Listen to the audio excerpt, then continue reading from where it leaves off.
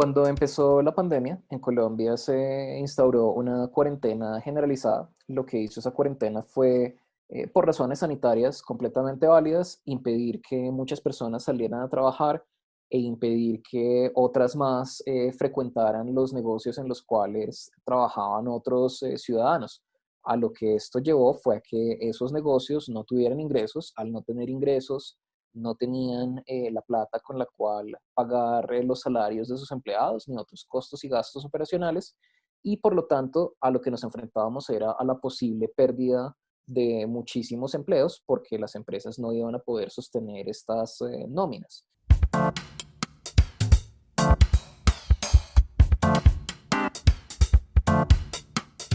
La tarea que teníamos como país era coger a este paciente que es la economía, que estaba muy delicado a causa de las medidas sanitarias tomadas por el COVID-19, poner a ese paciente en coma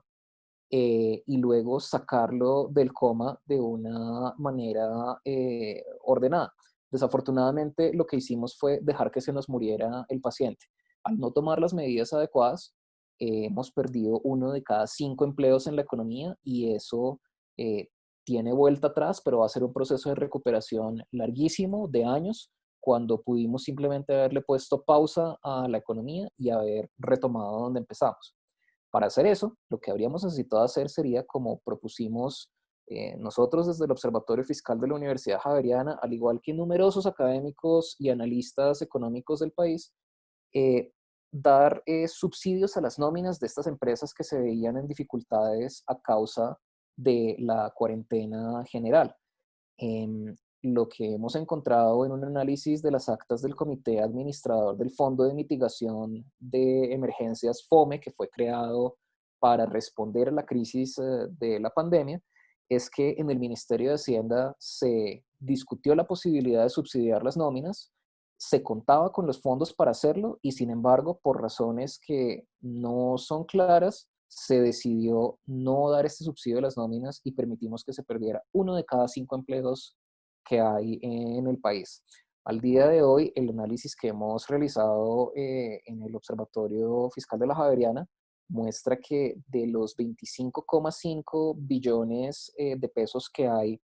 en el FOME, incluso después de esta gran emergencia económica que representó la cuarentena generalizada, incluso en medio de la cercanía que tenemos al pico de los contagios, el 71% de los recursos que están en el FOME no se han desembolsado. Entonces, una pregunta que nos debemos hacer como ciudadanía es exactamente a qué estábamos esperando para gastar estos recursos cuando necesitábamos atención urgente para evitar que se destruyera todo ese tejido empresarial y todos estos empleos. Em, ¿Y qué se hizo con esos recursos? Porque al dejar morir al paciente, la recuperación que nos queda por delante es larga y es bastante incierta.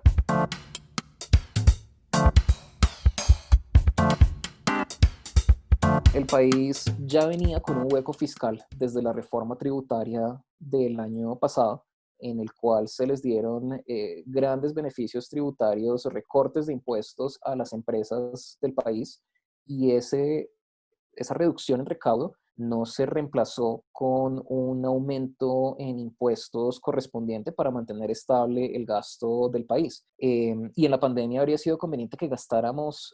más.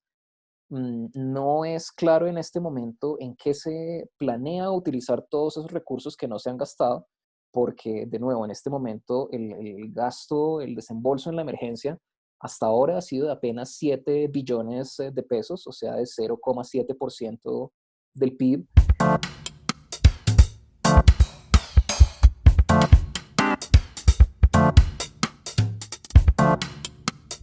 Lo que sí sabemos es que ya se nos viene, y lo ha anunciado el mismo Ministerio de Hacienda, que se va a necesitar una reforma tributaria en la cual tendremos que pagar más impuestos. El candidato número uno a ese aumento de impuestos es ponerle IVA a la canasta familiar, que es algo que se habría necesitado para subsidiar ese recorte de impuestos a las empresas que se hizo el año pasado. Uno se preguntaría si nos están preparando para una reforma tributaria orientada principalmente a cubrir ese hueco fiscal que se abrió recortándoles impuestos a las empresas, a la vez que se minimiza gasto de la pandemia.